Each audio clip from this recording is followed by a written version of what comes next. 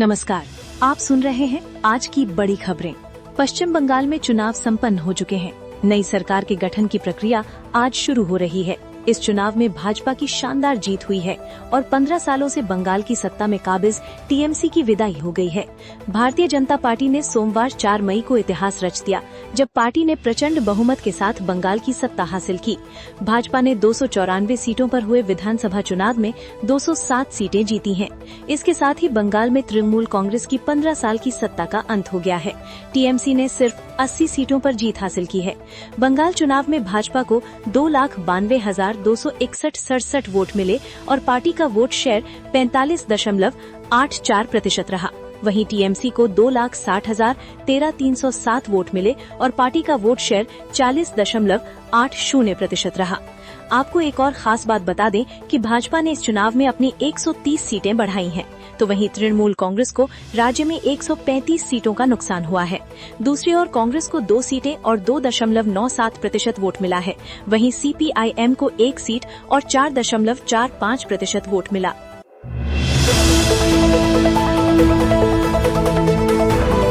पश्चिम बंगाल में आज बीजेपी विधायक दल की बैठक में नेता चुना जाएगा। इस बैठक में पर्यवेक्षक के तौर पर केंद्रीय गृह मंत्री अमित शाह और ओडिशा के सीएम मोहन मांझी सह पर्यवेक्षक के रूप में मौजूद रहेंगे।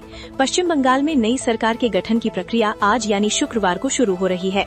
आज कोलकाता में दोपहर 2 बजे बीजेपी विधायक दल की बैठक होगी। केंद्रीय गृह मंत्री अमित शाह बतौर पर्यवेक्षक इस बैठक में मौजूद रहेंगे। ओडिशा के सीएम मोहन मांझी सह पर्यवेक्षक नियुक्त किए गए हैं। दोनों नेता पश्चिम बंगाल के बीजेपी विधायकों का मन टटोलेंगे। इस बैठक में विधायक दल के नेता का चुनाव किया जाएगा। विधायक दल के नेता के चुनाव के बाद बीजेपी नेता राजभवन जाकर सरकार बनाने का दावा पेश करेंगे।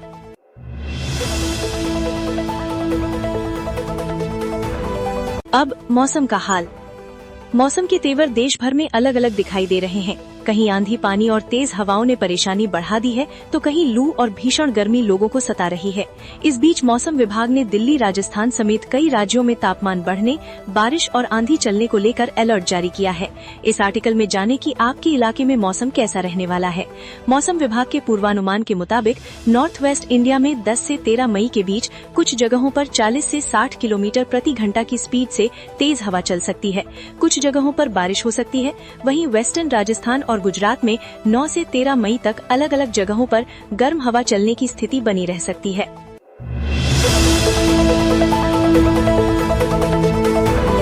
ईरान और अमेरिका के बीच जारी तनाव को कम करने के लिए दोनों देशों के बीच एक अस्थायी समझौते पर बातचीत चल रही है। अमेरिकी अखबार द न्यूयॉर्क टाइम्स की रिपोर्ट के मुताबिक दोनों पक्ष एक ऐसे शुरुआती फ्रेमवर्क पर चर्चा कर रहे हैं जिसके तहत 30 दिनों तक सैन्य गतिविधियां रोकी जा सकती हैं और दुनिया के सबसे अहम समुद्री व्यापार मार्गों में से एक स्ट्रेट ऑफ हॉर्मुज को फिर से व्यावसायिक जहाजों के लिए खोला जा सकता है।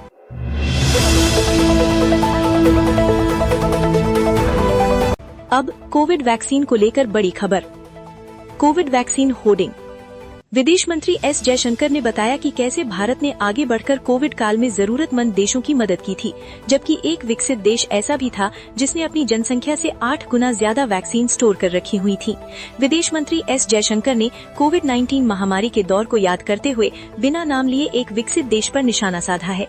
उन्होंने कहा कि कोविड काल में एक देश ने अपनी जनसंख्या से 8 गुना ज्यादा वैक्सीन जमा कर ली थी, जबकि हमारे देश ने दुनिया के कई देशों तक वैक्सीन पहुंचाकर जिम्मेदारी निभाई थी।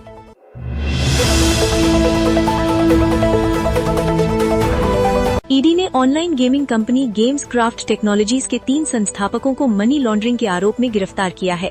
कंपनी के रमी कल्चर और रमी टाइम प्लेटफॉर्म पर अवैध कमाई और ठगी के आरोप हैं। कई राज्यों की एफआईआर और छापेमारी के बाद ये कार्रवाई हुई है। प्रवर्तन निदेशालय यानी कि ईडी ने online gaming company games craft technologies limited और उससे जुड़ी कंपनियों पर बड़ी कार्रवाई की है। ईडी ने कंपनी के 3 संस्थापकों दीपक सिंह, पृथ्वीराज सिंह और विकास तनेजा को मनी लॉन्ड्रिंग के आरोप में गिरफ्तार कर लिया है। ये कंपनी रमी कल्चर और रमी टाइम जैसे online real money gaming platform चलाती थी।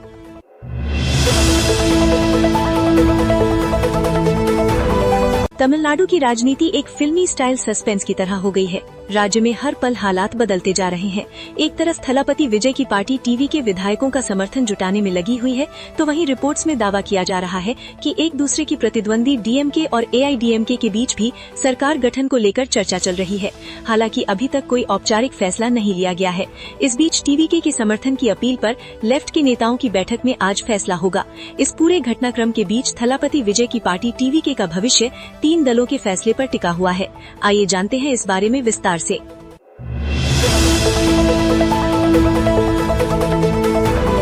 रक्षा अनुसंधान और विकास संगठन यानी डीआरडीओ को स्वदेशी ग्लाइड हथियार प्रणाली हासिल करने में बड़ी कामयाबी मिली है।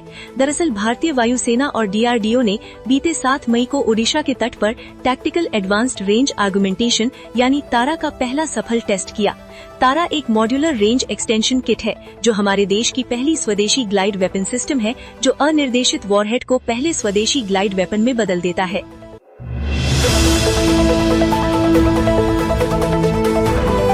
सिगरेट पीने को लेकर जब बवाल बढ़ा तो दोनों गुटों ने अपने रिश्तेदारों को बुला लिया और मारपीट होने लगी। तभी किसी ने वहां गोली चला दी। पुलिस ने मामले की जांच शुरू कर दी है। दिल्ली में सनसनीखेज वारदात सामने आई है। मध्य दिल्ली के पटेल नगर इलाके में सिगरेट पीने को लेकर 2 गुटों में हिंसक झड़प हो गई। इसमें एक व्यक्ति को गोली लग गई जबकि 2 अन्य घायल हो गए। पुलिस अधिकारियों ने बताया कि ये घटना बुधवार रात प्रेम नगर में 2 स्थानीय लोगों के बीच हुई बहस की हिंसक रूप लेने के बाद घटी।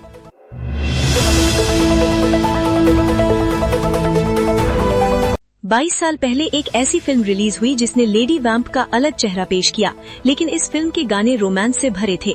एक 5 मिनट 5 सेकंड का गाना आज भी लोगों का दिल जीत रहा है। 90 के दशक के उत्तरार्ध और 2000 के शुरुआती सालों को भारतीय सिनेमा में संगीत का गोल्डन एरा माना जाता है। ये वो दौर था जब फिल्में केवल अपनी पटकथा के दम पर नहीं बल्कि अपने मधुर संगीत और अर्थपूर्ण गीतों के कारण दर्शकों तक याद रखी जाती थीं। उस समय गाने फिल्म की रफ्तार रोकने के बजाय दर्शकों को किरदारों की संवेदनाओं से जोड़ने का काम करते थे। इन गीतों में भावनाओं का ऐसा सैलाब होता था कि लोग सिनेमा हॉल से बाहर निकलने के बाद भी उन्हें गुनगुनाते हुए घर लौटते थे। आज भी जब हम रेडियो या अपनी प्लेलिस्ट पर उन धुनों को सुनते हैं तो यादों का एक पुराना पिटारा खुल जाता है। फिलहाल के लिए इतना ही। देखते रहिए और सुनते रहिए ताज़ा खबरें। नमस्कार।